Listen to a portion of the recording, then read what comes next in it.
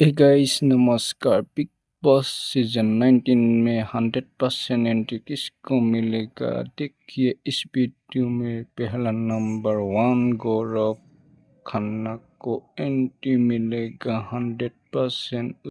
उसके बाद TV serial के एक्ट्रेस अंशु कौर को 100% मिलने वाला है एंट्री। उसके बाद आ गया बिग बॉस का घर में होगा पायल गेमिंग शो।